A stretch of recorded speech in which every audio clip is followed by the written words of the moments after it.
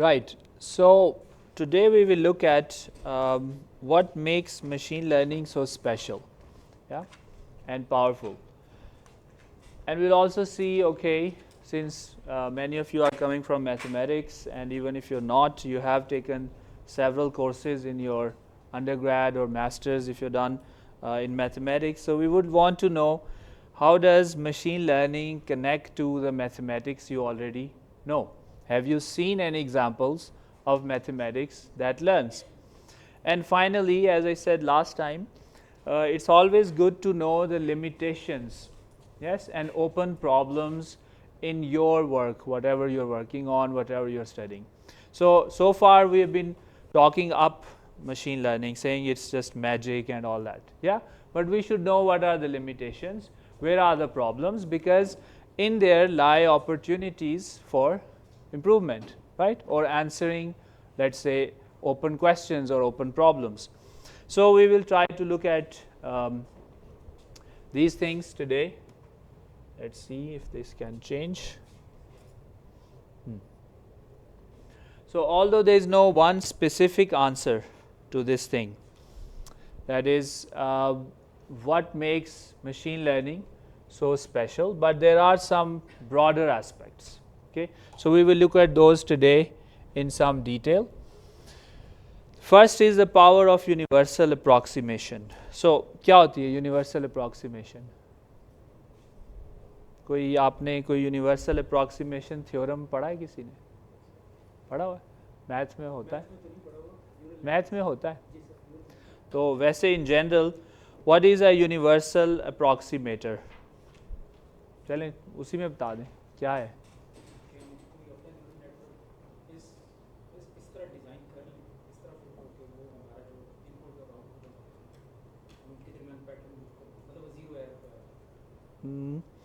Okay, so what's the universal part there then? Approximation का तो पता है, functional approximation किया आप लोगों ने कभी? Yes, क्यों है? So universal से क्या मुराद होगी फिर? Approximating any function, right, with some mathematical constraints, right? So there is this universal approximation theorem that says that a neural network with one hidden layer. What does that mean? Let's see. This thing. You remember that example of Murray or not to Murray, right? वहाँ पे I showed you a neural network with one middle layer.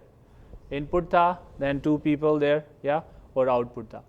So that's what we call something with one hidden layer. We will define precisely what we mean by input layer, output layer, all that in the next lecture. But for now, we'll just see, okay, what we mean here is this. By one hidden layer, you have the input, and there is only one processing layer in between. Only one. Not two, not three, just one. And then you give the output. This alone, as proven by Cybenko in 1989, is a universal approximator. This model alone can approximate any function, okay, within some mathematical limits. What are those? The function should be continuous and it should be over some small range. Okay, so that is the power of this algorithm, or let's say the idea of universal approximation. If I give you, if you want to model a function fx, again there are very loose conditions. It should be continuous and it should be over some fixed interval. Then I can model this guy perfectly, almost perfectly, with this setup with a single hidden layer. The theorem does not say how many do you need, how many of these neurons or these intermediate say mixing points you need. Okay, it doesn't say that. It doesn't tell you how many you will need. All it says, it's an existing theorem. Yeah, it tells you that it is possible, and there will be a small error term, but by increasing these guys or changing the weights, you can always make that term as small as you want. Okay, so that's a very powerful result, and we will see these again mathematically later. Yeah, at the moment I'm just introducing what's the question we set out to answer. That we have said, okay, machine learning seems to be doing magic, a lot of advanced results coming out. So we want to see what sets it apart, what's the power that it has. So that's one thing that sets it somewhat apart, and we will see. Again, this is the mathematical notation. We will come back to it again, but most of you, I believe, will understand what it's saying. It's saying that if for any there are some conditions on the functions, but here look at the form of the function. It's just weighted linear combination of the input plus some bias term, we will define these later, and some activation function applied on it and some weighting. That is just the mathematical notation of this thing. Okay, and it's saying that you can get as close, gx is the output of your model here. Yeah, you can get as close to your desired function as you want, okay, by increasing the number of variables here, the parameters here. You don't need to add even one more layer. So a single hidden layer neural network is a universal approximator. Okay, so then you have confidence that there does exist a neural model that can fit most regular functions that we try to model, whose input output we try to model. But there is one little problem with that. First we will see we'll come to that problem later, but let's see why are we able to or the theorem that says, I didn't show you the proof, right? So the theorem that says it's a universal approximator, basically linear combination of inputs passed through some discriminator weighted would lead to universal approximation. Why is that? You know about piecewise linear approximation, numerical analysis, सबने पढ़ा हुआ है, right? करते हैं approximation, कैसे और किस किस तरह करते हैं? Function है ना? क्या क्या approximations आती हैं आपको? याद है? Different approximations होती हैं, या? So spline approximation होती है. We know that we can approximate a function by, let's say, if we divide it into smaller regions, each region could be represented by a line, right, or the height of a rectangle in that region, and you could get as close to the function as you want by doing what? By reducing or increasing the number of approximators. I'm going to just change it here because our slide changer wasn't working. I'll change from here. Okay, so this is well known, yes? That means if I increase these regions, split the function into several small regions, all I need to do is approximate every small region as a straight line. You could model them as splines, right? Spline में काम करते हैं आप numerical analysis में. So that is possible to do as long as I have these small rectangles available to me, these small lines available to me. Now there is a very wonderful site by Michael Nielsen. This is the site here, neural networks and deeplearning.com. The reason I'm suggesting this is an interactive page, so you can play with the values and see things happening. Yeah, so I recommend you go there after this lecture. I have taken some snapshots from there to show you. Now Michael shows very nicely that in fact, remember this is just one small part of a neural network. Yeah, so this is the input, it's weighted, this is the hidden layer, and here is the output layer. Okay, he shows that by adjusting just two parameters, yeah, and having, let's say, a special kind of activation function, you get this thing, and by changing the b and w values, you can move this guy right and left. Okay, so you know what's that doing? By moving it right and left, you are deciding the region of the function that you want to model, right? Either, remember, in order to model this function, approximate this function, you have to work in different regions. The first region has its own approximation, the second region has its own approximation, right? So you want to be able to move your function, and it can be shown that in fact by changing these values you can move this function. Now by having another weight on it before the output, you can turn it into a proper step function. This alone, this red part here, okay, the output of the hidden layer weighted at the output layer can give you one small rectangle. Remember, where the rectangle decides to go up, how can you change that? By playing B and W, which we now call S1 B upon W. Okay, we don't go too much into the math of that, but just to give you an idea now, this is here. Now imagine if you had two of these, yeah, and you adjust it so that this guy took care of the second part of the function and this guy took care of the first part of the function. Now imagine dividing the function into 10 parts, yes, and having 10 of these. Then each one is going to act as a small rectangular approximator. In fact, that is what happens.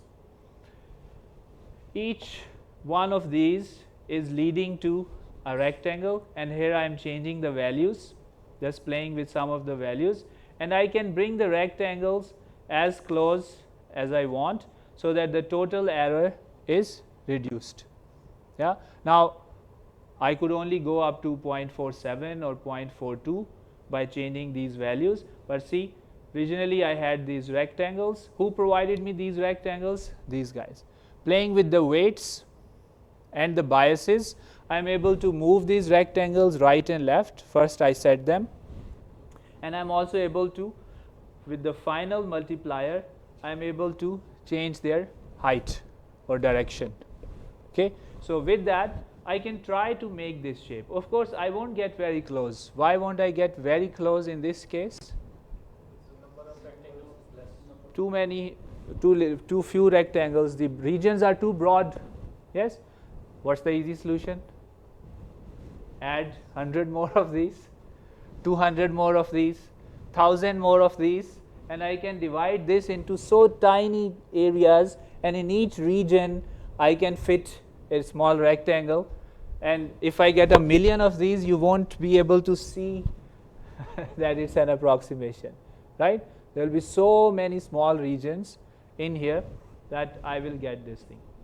So again, Sabenko, and this is not a new result, not an old result. 1989 in terms of mathematics is nothing, right?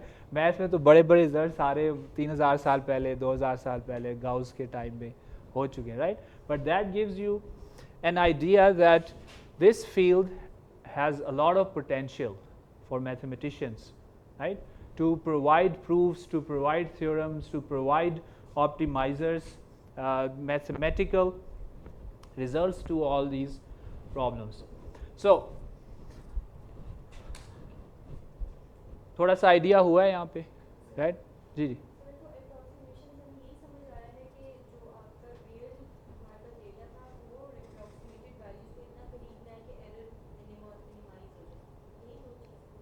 हाँ जी, दूसरा ये कि जो ज़्यादा अहम है वो ये है कि द न्यूरल नेटवर्क का जो स्ट्रक्चर होता है उसमें एक combination of one input hidden and one output can lead to one rectangle.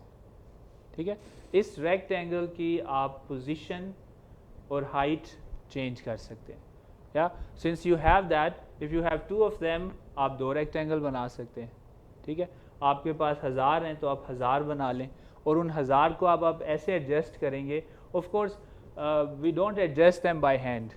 We will learn in this course what are the optimal ways of doing that, right? What we are showing right now is that it is theoretically possible and not really hard to imagine why that is possible, right, in the light of that. Yeah. So if I want a better approximation than what I've got here, I will add more neurons. Remember I said the Cybenko theorem doesn't say you need 2 layers. It says you can do it with 1. Okay, but it doesn't say how many neurons you're going to need.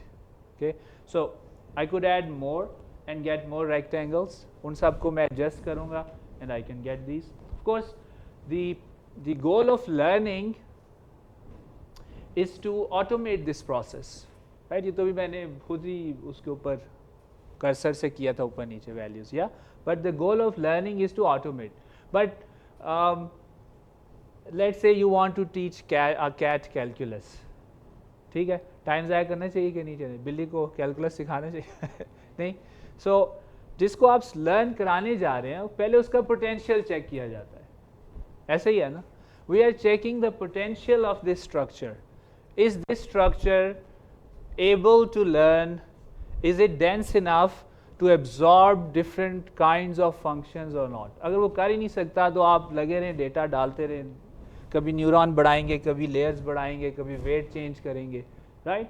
So we need some sort of assurance that it is possible. So that is where the universal approximation comes in. But it's only part of the story. Story क्या है? Why are machine learning algorithms so powerful? Yeah, and this is only part of the story. Why is that? Well, you have already seen universal approximators other than this guy. अभी neural network को side पे कर दें, ठीक है. एक हमने universal अप्रॉक्सीमेटर क्या बताया? This one, which is the equation of a neural network, weighted linear combinations, right, and then again weighted after some special function. I will tell you what this means later. Yeah, continuous discriminatory function. But we talked about this guy being a universal approximator. But the problem is now we already know many universal approximators. आपको कोई पता है किसी ने नाम लिया था पहले? Taylor. Taylor series is a universal approximator, है कि नहीं? Polynomial functions are universal approximator. कौन सा theorem है? Which tells you that a polynomial can fit any continuous function over a small range. What's the name of the theorem? ये तो आप सब ने पढ़ा हुआ कहीं ना कहीं बेसिक मैथ में ना, मतलब यूनिवर्सिटी मैथ में. Weierstrass theorem याद आ रहा है कोई? Polynomial can always fit any function, continuous and small range. वही जो न्यूरल नेटवर्क की रिक्वायरमेंट थी वो भी इसकी है. या सो a polynomial can also do that. Power series can do that. Fourier series can do that. Fourier भी तो करता है. किसी भी फंक्शन का Fourier ट्रांसफॉर्म है, it divides it into these things. This is your polynomial function. So Weierstrass approximation says उसी तरह लगता है ना. Yeah.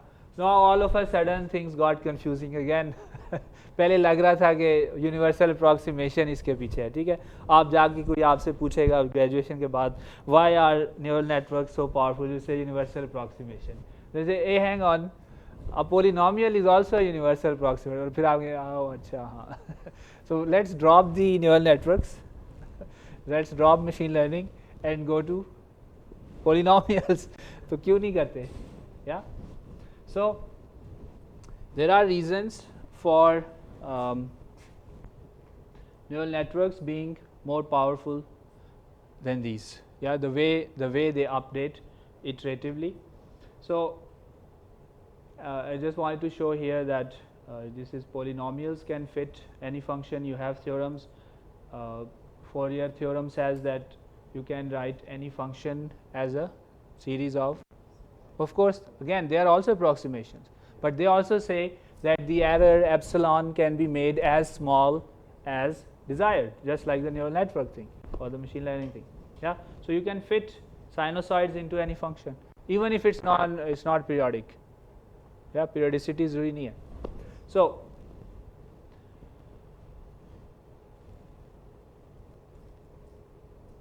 So it means universal approximation alone is not sufficient, right? So the polynomials, the Fourier, they have some limitations which it seems the machine learning, the neural networks have overcome. Okay, and for that,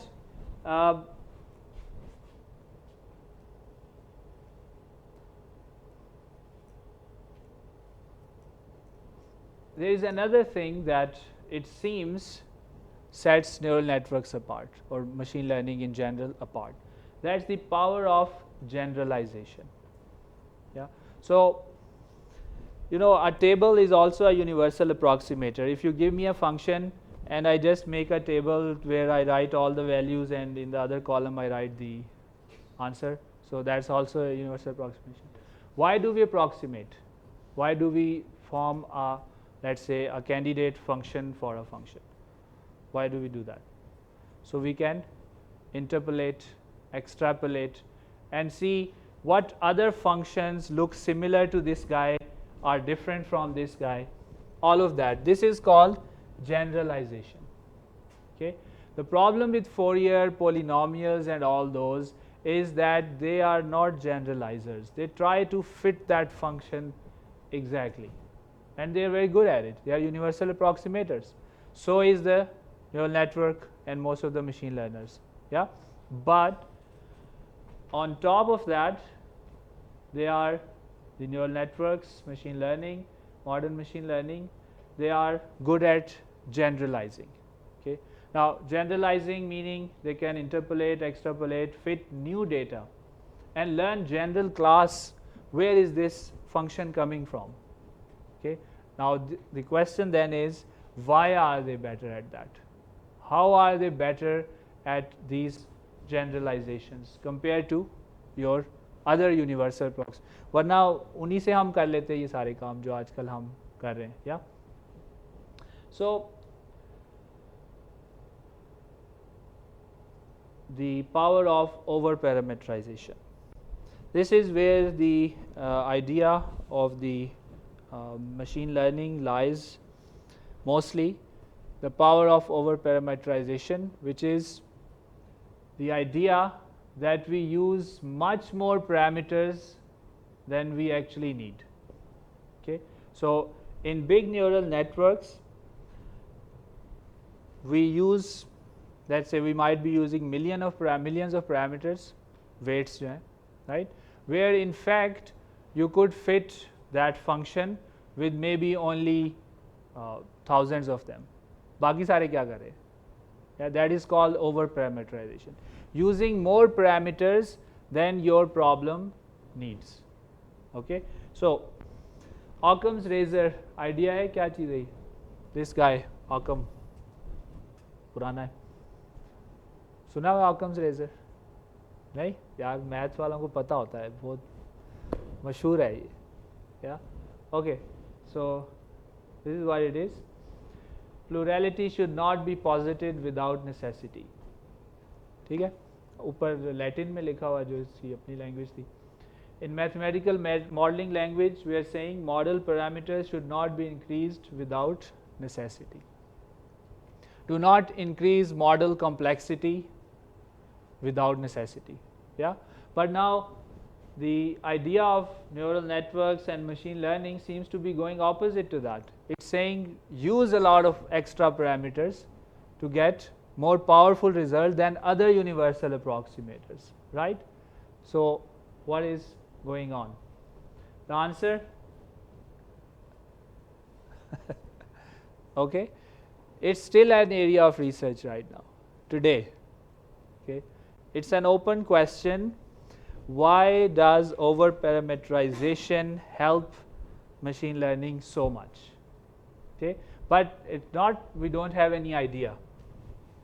There are several theories, they partially explain, but there is no universal proof so far. So that gives you an idea of trying to find it. So I'll give you some of the partial theories that we have. Yeah, there is the hypothesis that over parameterization leads to sparsity. Yeah, sparsity. Yeah, So when you have a representation that does not require too many parameters, I will give you an idea. Yeah. So we are saying start with too many parameters and you will end with not too many parameters. Okay.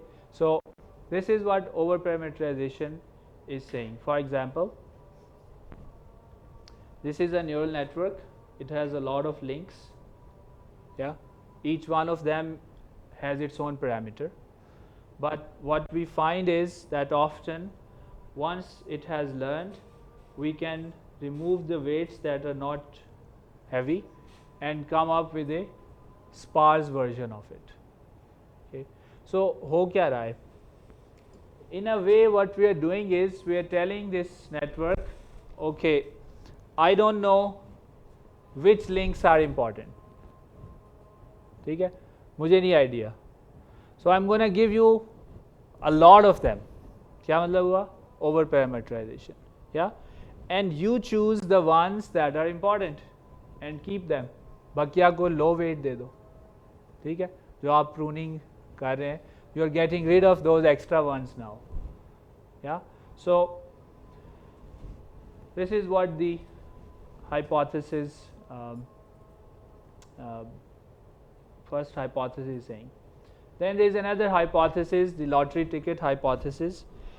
It says that by over parameterization, what we do is we initialize the weights randomly. Okay? The parameters, these parameters, we initialize them randomly. Random values देते हैं शुरू में हम, ठीक है? When they get the random values, some of those values are closer to the result, yeah, or the best values. Yeah, they can be easily trained. अगर आपको ये याद है ants वाला, yeah, अभी ये देखें. At first, they have chosen random directions. Actual में तो ये और भी ज़्यादा होती हैं, ठीक है? लेकिन इनमें से shortest path तो एक ही है. तो ये क्या कर रही हैं? They have over parameterized, yeah. But some of those initializations, random, इन्होंने ये initialization ली यानी ये direction ली, इन्होंने ये ली, तीसरे ग्रुप ने कोई और ली होगी, yeah. Now by trying many different random initializations, you increase your chances of finding the best one, right? So now, because they tried different directions at first, they were able to choose one that is the optimal one. Okay. So again, both of these almost similar but connected. Then there are proofs. So we will come to back to some of these in detail. अभी मैं सिर्फ आपको idea दे रहा हूँ. There is a more recent proof that using over parameterization, it can be proven that an over parameterized system can use gradient descent. Use किया आप लोगों ने कभी gradient descent numerical analysis में? Yeah, we will see it in detail अगर आपको याद नहीं है. Undergrad में कराया जाता है. Yeah, it's an algorithm for optimizing a cost function, right? So this is a very nice proof. You can Google it. It's a rather recent proof. It says that when a network is or a model is over parameterized, gradient descent is always sure to reach the optimal point. Okay, so there is algorithmic stability hypothesis, and that says that if there is an algorithm that does not vary too much during training, then it means it has understood something deeper than the function you gave it. Okay, so again, this kind of outlines what could be the strength of over parameterization. Then there is the manifold hypothesis. Manifold क्या होता है math में? We will see that when we go to linear algebra. लेकिन just to has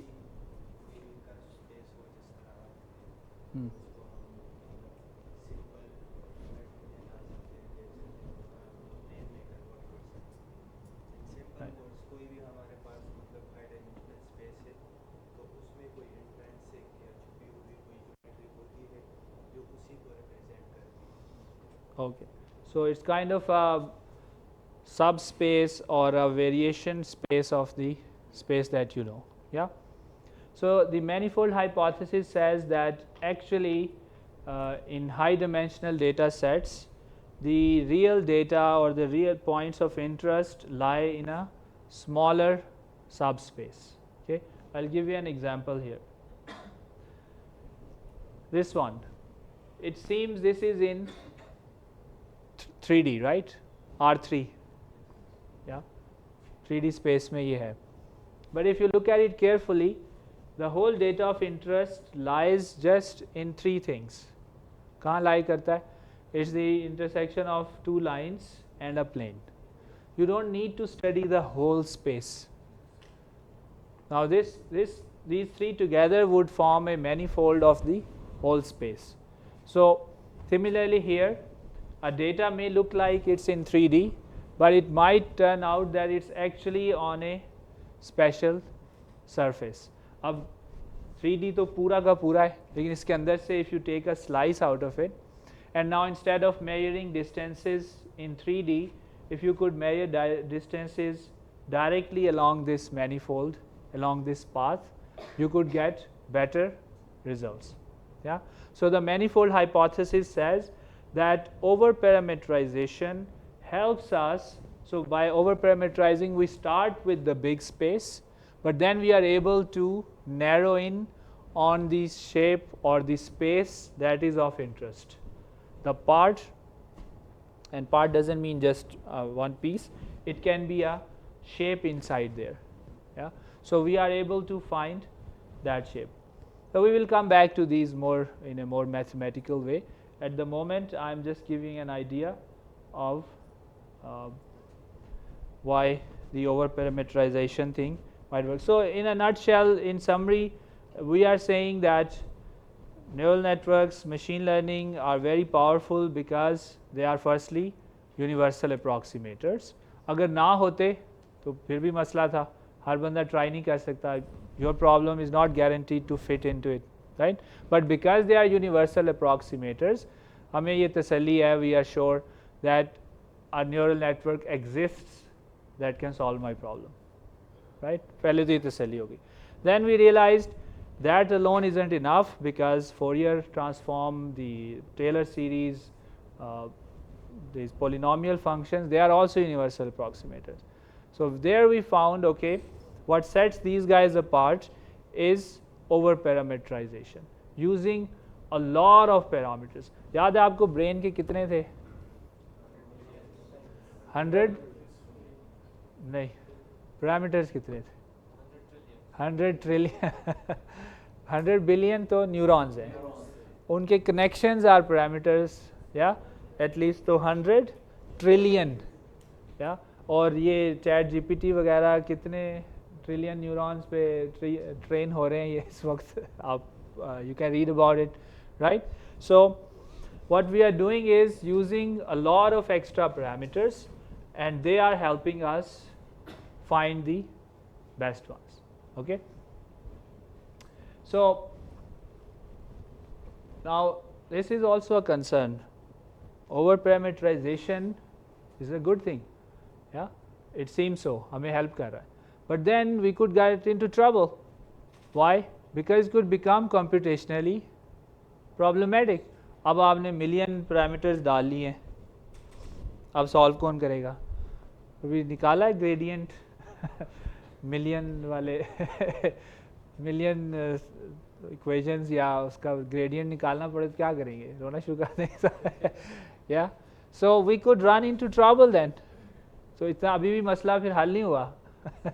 कुछ और भी है which is helping us here, right? Because yes, okay, over parameterize, it's almost like saying that if you have lost something in GIK, look for it in the whole world. ठीक है, तो फिर computation time, search time तो बहुत बढ़ गया. So there is something else going on also, right? And that is where जो मैंने आपको remind कराया आज क्या था? Simple repetition of simple units with simple rules, right? छोटे छोटे यूनिट्स, उनके छोटे छोटे रूल्स हैं सिंपल से, वो रिपीट होने हैं बस. combine that with the repeating power of computers, yeah, and this problem isn't as big as it may look, right? So universal approximation alone isn't helping, over parameterization alone isn't helping. There is smart over parameterization that is helping us, right? So we are dividing. आप देखिए हमारा जो basic unit है neural network का वो क्या है, एक सिंपल सा न्यूरॉन है, राइट? और सब एक ही चीज़ रिपीट कर रहे हैं सारे के सारे, या? So we look at some aspects that help us in this regard.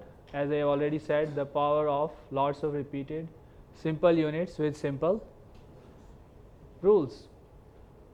This allows localized gating of information.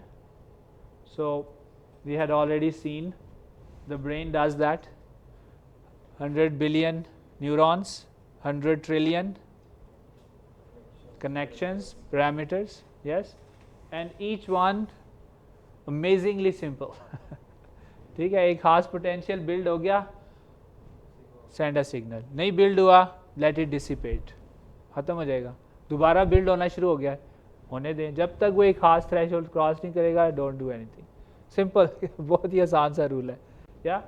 तो the chip that has your machine learning algorithms on it has this kind of copy of this idea, repeated units with simple rules.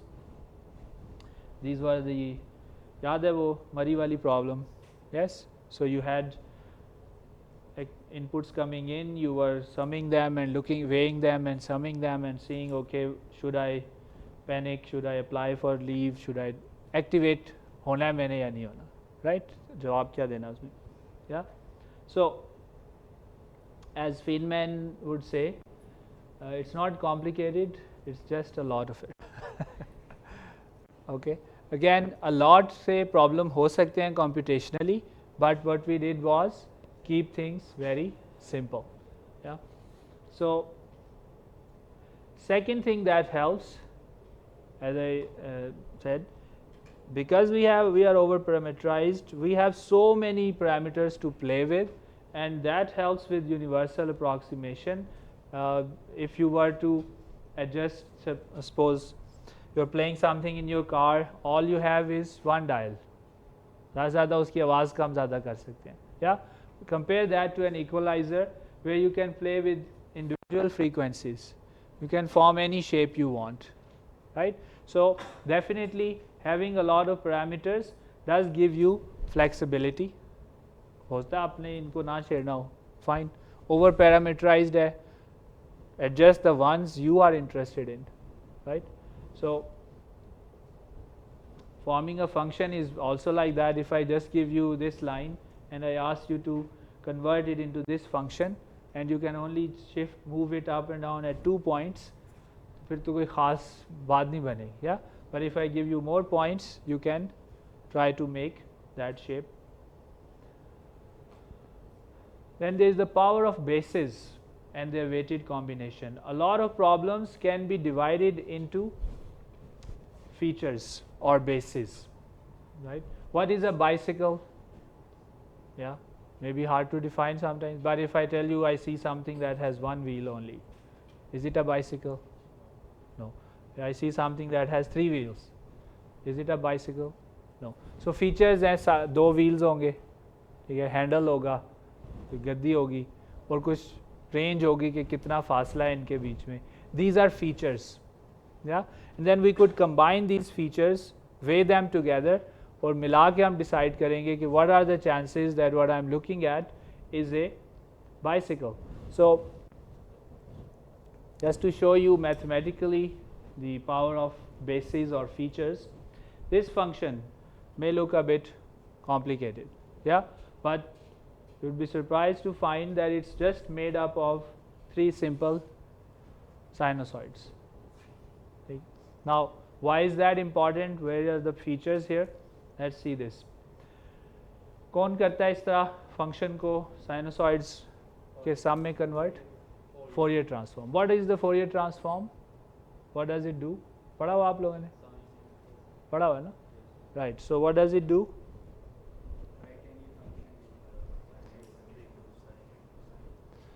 right? So it converts or writes any function as linear combinations.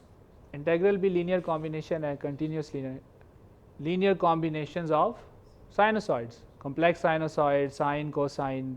In general case, it's complex sinusoids, right? So what does Fourier say? Fourier says, I will treat everything as a collection of features, and the features are pure sinusoids. All I have to do now is find their weights, right? So why is that helpful? Let's see. If I write the Fourier of this thing as the sum of these three sinusoids, and I can write how to make that function, I will need frequency 1, 2, 3 of this much weight. I just add them, I get that process. Now look at this representation. ये क्या है? Frequency domain representation called the Fourier transform. Yeah. Notice क्या कुछ क्या नज़र आ रहा है आपको इसमें? कोई कमाल नज़र आ रहा है या सिर्फ मुझे नज़र आ रहा है? Check the amount of data here. Continuous है ये. Yeah. How many data points there are? Yeah. Compare that to this representation. कितने data points हैं? सिर्फ 3. So if you pick the right features, yes, you can make the data very small. आपको हो सकता है आपको ये पूरा सेव करना पड़े. इसकी जगह अगर आप Fourier यूज़ कर रहे हो इसका, so you have to recreate this whole thing. All you need to store is 3 values. That's it, right? Why? How was that possible? Because we divided it into its features, which for the case of Fourier were sinusoids. Laplace के लिए damped sinusoids, wavelet के लिए chirps, RBF के लिए radial basis functions, right? So this concept we use a lot in machine learning. Not just Fourier transform, there are other features. We will see that in this course. Yeah? So there are many other ways of defining features which do what? Which can sparsify the data. Yeah? So instead of working with this huge thing, now I just work with 3 data points. बाकी सारा खाली है, ये sparse है. Sparse होता है मतलब बीच में zeros हैं बहुत सारे. Yeah? So I don't need to do anything about them. So that was the first question. Some idea about what makes machine learning powerful, yes, and different. But then our second question is, have we seen mathematics that learns? कोई आपने इससे पहले देखा है math है सबने जो math पढ़ा आपने? लर्न यानी इटरेटिवली वो इम्प्रूव करता है अपने रिजल्ट को, राइट? स्क्वायर रूट के अप्रॉक्सीमेशन कैसे करते हैं?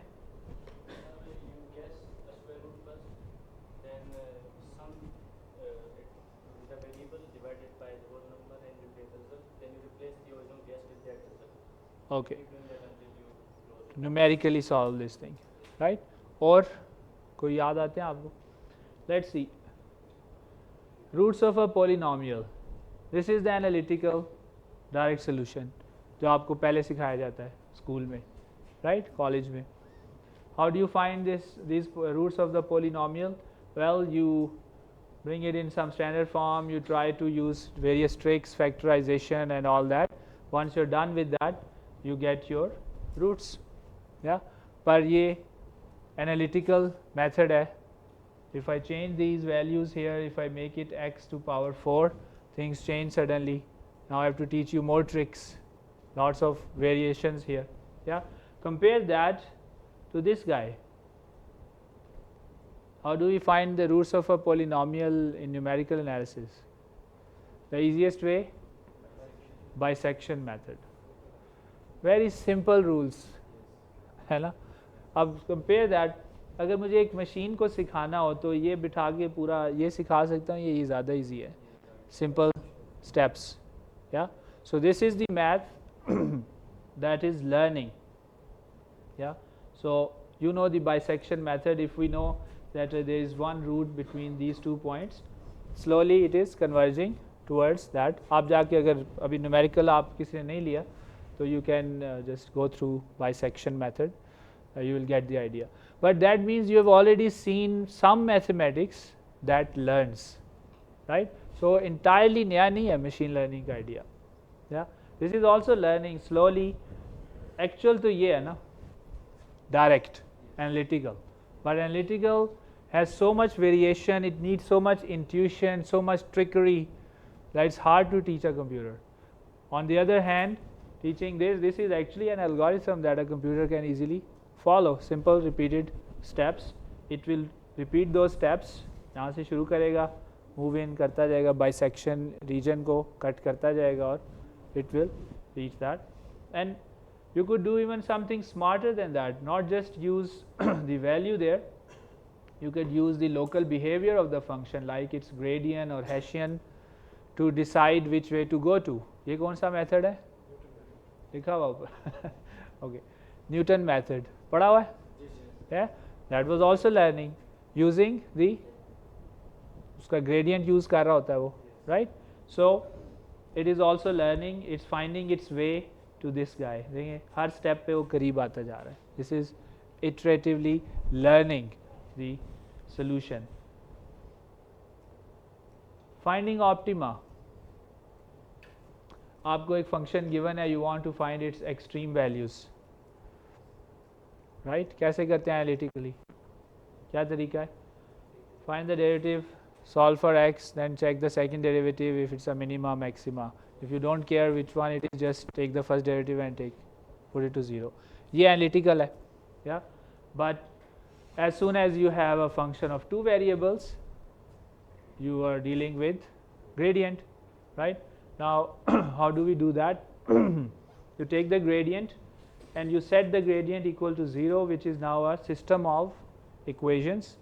You solve those for equal to 0 for x and y, and whatever you get would be extreme values of that function.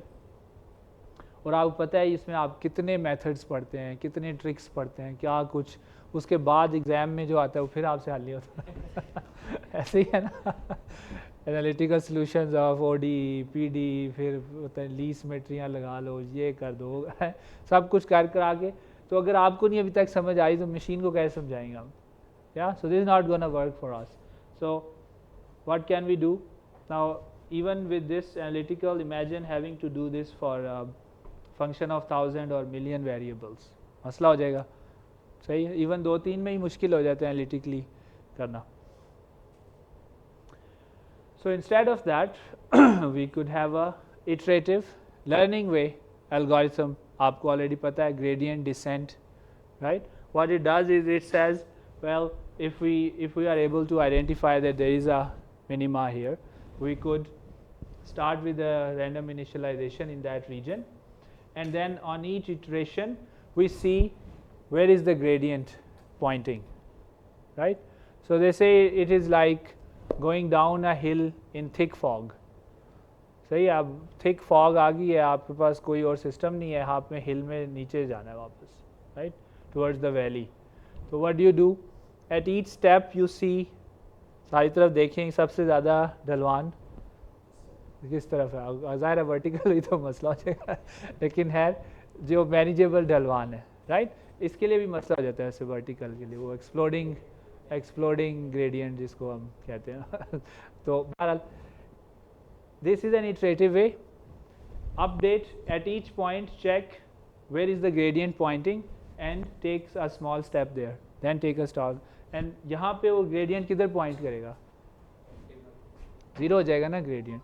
So you will be saying you are at the bottom. Yeah. So you can write it algorithmically, like bisection, like Newton-Raphson. You write it, and you can give it to the computer to repeat these steps. Here we do need the gradient, yeah, but system equations हमें solve नहीं करना पड़ा. And for the gradient, again we have found approximations, way to iteratively find those or find them approximately, yeah, to use in this. And of course we have also found solution to problems like here. Now in this case, when you do analytically, you will find all the extreme values, yeah, and you can then check the Hessian stuff and see which one are maxima, which one are minima, and then you can see which one is the global minimum, which is not, right. But in these methods, you could be stuck in a local minimum, yeah. But we have found solutions to those by over parameterizing. Yeah, we can try various initializations and then see sometimes our network gets stuck here, it gives us a very good value, but then we run it again with the new initializations and we find that actually there was even one lower value. So we repeat, or we replace the analytical rigor with simple repetitive steps, right, that will help us train a machine or make a machine learn.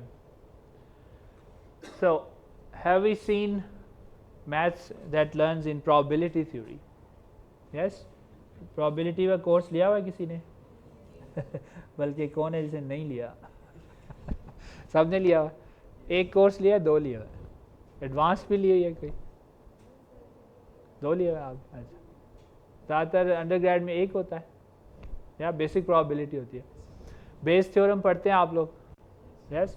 So what is Bayes theorem saying? Bayes theorem is a learning algorithm already. You already have studied it. Why is that? Look at this. Bayes theorem says probability A given B is probability A times probability B given A divided by probability of B. Yeah. Now if you look at it very carefully, the right hand side is saying the initial probability of A. पहले क्या थी? Start में. इसको हम क्या कहते हैं? A priori. Yeah. Probability. And it's going to update the probability of A given that some new information has arrived. तो ये तो learn कर रहा है. Probability of A को update किए जा रही है, right? एक step में है, फिर आप इसको repeat भी कर सकते हैं अगर chain बनानी है उसकी. So you could actually repeat this thing many times with new data coming in, and you could keep improving the probability of A. Right, as new data comes in, apply another iteration of this. So this is also an example of learning. So basically a lot of iterative methods that you have seen in your numerical analysis, then in probability theory, the Bayes theorem, these things are actually learning algorithms. Yeah. But where is the main difference again? None of these were over parameterized, right? And they were simple, repeated simple things, but many of them did not have too many repetitions. Yeah, मतलब उनको हम cascade नहीं करते थे systems को, just एक ही वो solution दे रहा है हमें बस छोटा मोटा. Yeah, so that is an example of applying Bayes theorem, but I think we don't need that, you know it already. So the last part of today's lecture is, before we wrap up, the magic part of this course. Yeah, so we started with the magic of learning in organisms, the magic of learning in algorithms and materials, and then we saw today, okay, what sets machine learning apart and what kind of math is similar to the machine learning math. Yeah, so we saw the numerical analysis, the computation methods, those. Now before we go into the next section next time, we need to also identify some big problems in this one. Yeah, this is just to give you an idea. Yeah, before we actually go into, say, defining the neural networks and machine learning, and before we look at the full math of it. Yeah, so some concerns, limitations, and open problems. Data acquisition, heavy reliance on data quality, investment of time and resources, concerns for data privacy, ethical concerns, high susceptibility to errors and biases. So I'll explain some of these just to give you an idea. Some of the problem. Firstly, they can be an overkill. Overkill क्या होता है? Yeah, कि वो कहते हैं don't bring a gun to a fist fight, right? मतलब अगर आप छोटी मोटी लड़ाई है तो बंदूक ना उठा के ले ओवर किल है या सो आजकल चूँकि हाइप है तो जो चीज़ आप एक सिंपल प्रोग्राम से रन करते हैं लोग कह रहे नहीं मैंने इस पर भी मशीन लर्निंग लगानी है बिला वजह लगानी है right so firstly not all problems need machine learning in fact they might be ruined by it क्योंकि वो आप इतना कॉम्प्लिकेट कर देंगे उसको और then trying to train the your neural network you will feed it fake data just to produce something और वो फिर इवेंचुअली काम नहीं करेगा right so firstly not all problems require machine learning. In fact, a lot of problems don't require machine learning. आपका जो standard math है, standard computation है, that is good enough. Okay, so don't use it too much. Second, they are data hungry, hardware hungry, power hungry. बहुत ज़्यादा इसको data भी चाहिए होता है to run electrical power, hardware power, computation power चाहिए. You might be thinking, yeah, but let's say I want to design a machine learning algorithm to predict student performance in GIK. That shouldn't be too power hungry, right? कितनी power ले लेगा वो, या कितना hardware ले लेगा. But it will still be data hungry. It will require a lot of reliable data from you, right? और वो हो सकता है हमारे admissions के पास हो ही ना, right? फिर क्या करेंगे? So they work well, the machine learning algorithms work well where you have a lot of reliable data. So uske bagair they are not a good idea. Okay, so uske bagair then just try other methods. A very important limitation, they don't catch causal relations. When I say F is equal to ma, right, क्या मतलब है इसका? Yeah. There is a causal relation between acceleration and force. बता दिया मैंने, right? अगर आपने acceleration कम करना चाह रहे हैं तो क्या करना पड़ेगा? Force कम करवानी पड़ेगी, ऐसे ही है. So I have given you the relation. That is called a causal relation, cause and effect. The entire field of machine learning is built on correlations, statistical links. कि जब भी फोर्स आती थी तो ये ऑब्जेक्ट थोड़ा सा आगे चला जाता ठीक है, ये नहीं पता कि फोर्स की वजह से हो रहा है, कोई और चीज़ है, क्या है, right. So to give you an example, in a study in the US they found that when ice cream consumption increases the number of house robberies increases. Okay, जब लोग ज़्यादा आइसक्रीम खाते हैं तो चोरियाँ ज़्यादा होती हैं घर में, ठीक है. इसका क्या मतलब है कि टू सॉल्व इट आइसक्रीम खाना बंद कर दें चोरियाँ कम हो जाएंगी, ऐसे ही है.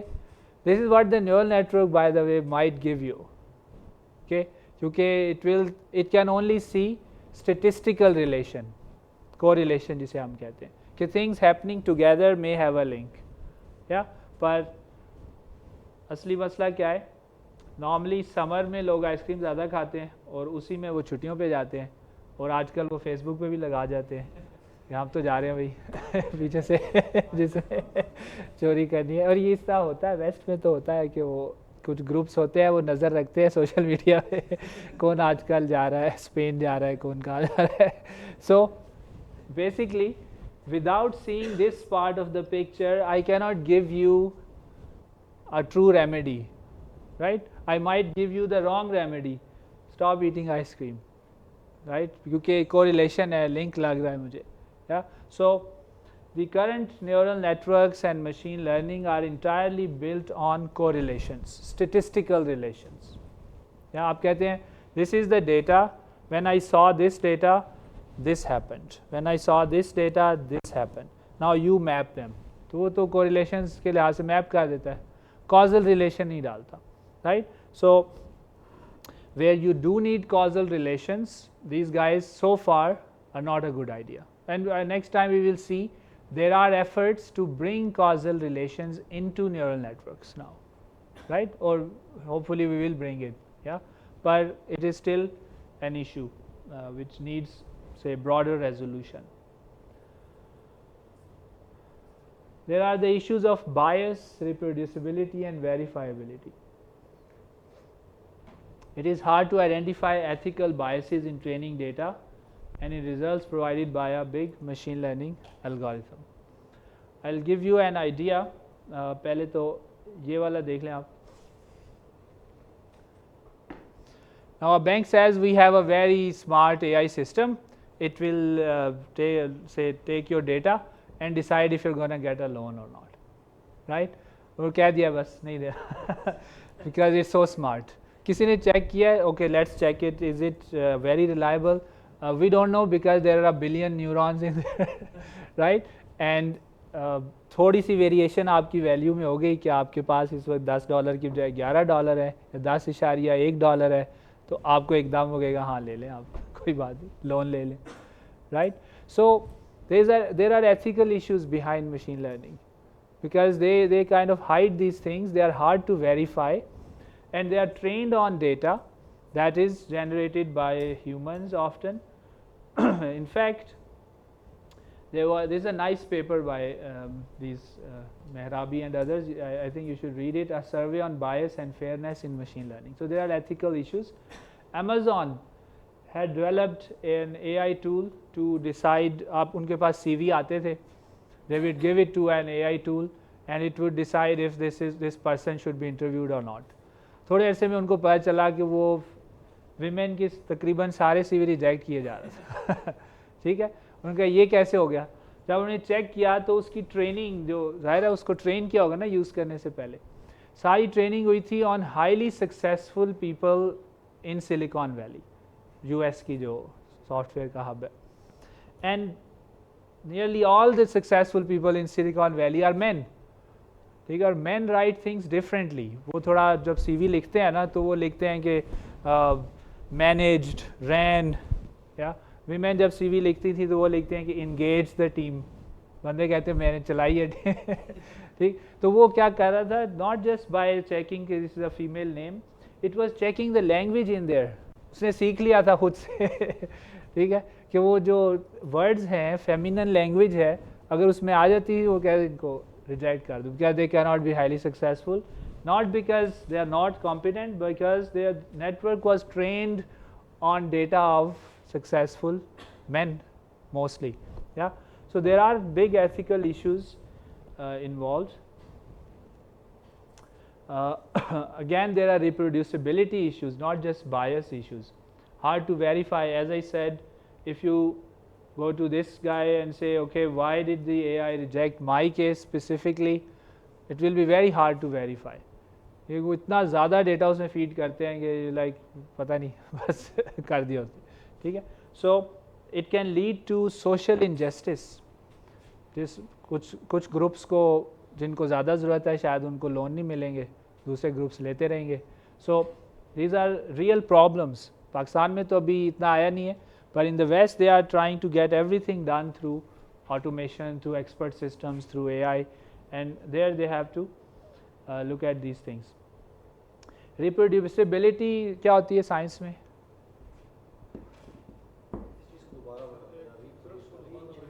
रिसर्च को वेरीफाई करना, उसको corroborate करना, चेक करना कि ये वाकई is it the claim is correct or not, right?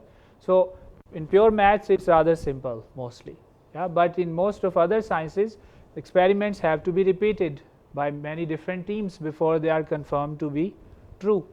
Yeah, so problem इनमें ये है, mostly they are so big, there are so many variations, there are so many random initializations, and then the algorithm, the gradient descent being used is also a random algorithm.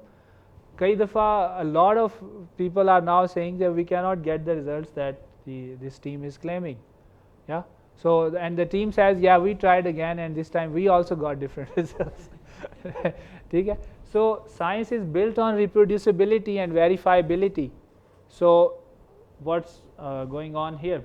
So we will see that there is work going on this also, reproducible AI, how to do that. Why do we want reproducibility? It facilitates collaboration and review process. It ensures continuity of work, right? एक science team ने जो सीखा, record कर दिया, आपने सब ने check किया, वाकई ऐसा होता है, it becomes part of the knowledge of all humans. Yeah, आप अभी कह रहे हैं न्यूरल नेटवर्क मैंने बस ट्रेन कर दिया, किसी तरह चल रहा है, मुझे नहीं पूछना कैसे चल रहा है, तो कोई नॉलेज ट्रांसफ़र तो नहीं हो रही. या so there are these serious issues in this kind of knowledge. या explainability issues, that's another important issue. The features that machine learning learns may not be the features that we consider features. जैसे मैंने वो CVs वाली मिसाल दी, the team who trained the neural network didn't have it in their mind कि जो feminine language है in CVs, some small words that men write differently from women, उस पर कोई फ़र्क पड़ना चाहिए. उनके जहन में तो नहीं था, पर AI ने उससे सीख लिया वो डिफरेंस और कर लिया. या सो many of the features, a lot of AI is a black box mostly. Yeah, as I said, F is equal to MA is not a black box. Analytical solutions हो गए, ये सारी चीज़ें, they are not black box. Equations होती हैं, results होते हैं, you can see क्या हो रहा है. They are mostly up till now they are black boxes. So you give them, you train it on lots of pictures, then you ask it, is this a cat? It says 93% chances, yes, it's a cat. But it's very hard, especially on large neural networks, it's hard to say why did we get that answer, why not something else, when do you succeed, when do you fail, importantly. Yeah, so मुझे हमें नहीं explainable इतना नहीं है. Again इस पे भी काम शुरू है अभी, लेकिन at this stage it's mostly not that much explainable. Vulnerabilities. The deep ML, especially like deep neural networks, they are particularly prone to adversarial attacks and errors in data. So I had shown you this example before. If you have it, this says it's a panda. Yeah, you add very specifically designed noise pixels. It says it's a gibbon, which is a monkey, a species of monkey. Yeah, so already there are hackers who are trying to fill or poison the training data or the testing data. Now you might say ये कैसे हो सकता है ना, मतलब आपके ज़हन में शायद ये हो कि you are building a machine learning thing for GIK, some small scale, but the big scale things that are going on now. Yeah, for example your ChatGPT, OpenAI, Bard, all those, वो तो बहुत सारे और data पे train हो रहे हैं, and there are ways to poison that data, to put a lot of pages on websites where dog की तस्वीर बनी है, ऊपर लिखा है this is a cat, this is a cat वो वहाँ से data उठाया जा रहा है और learn किए जा रहा है. And even very small variations, very small poisoning of data can lead to big variations. ये मसला है, मतलब humans या हमें, we can see that this plus this would just be a noisy version of the panda right, but for a machine you can show that very small, ये 0.007 से multiplied है, मतलब very weak noise डाला है, but carefully planned noise डाला है, which completely destroyed the recognizing power of the AI. So there are security issues. I'll just mention these open problems. These are good idea for mathematics, you guys to look at. As I said already, why does machine learning, particularly deep learning, work so well? So we saw these hypotheses. We saw several hypotheses, but can you add more or prove any of these? अभी तक hypotheses हैं वो. There is no comprehensive theory of that. So that is good opportunity. How to make the learning process more efficient? Can we make neural networks that work with lesser data, with smaller models, fewer hyperparameters where we adjust things that are in our control? How can we include learning of causal relation? So there is already a new field, very recent, called causal ML. So इस course के बाद अगर आपको interest हो, how to bring in causality into machine learning, causal relations in there. How to best include any known physical laws like differential equations for a fluid flow, right? So physics informed neural networks, theory informed neural networks, again a very new field, a lot of work for mathematicians in there. Notice all of these are answering or like attempts to cover the issues I mentioned just now. Yeah, open problems. How to make it reproducible, verifiable, and bias free. How to make ML more explainable. There is now an entire new field called XAI, explainable AI, where you are trying to see, okay, why does a neural network give a certain output to this particular input, right? So we're trying to do that. Again, heavily mathematical stuff there. How to reduce vulnerabilities, that's cybersecurity stuff. So with that, we end today's lecture on the dot. Right, I'll take questions now, but before that, let me stop.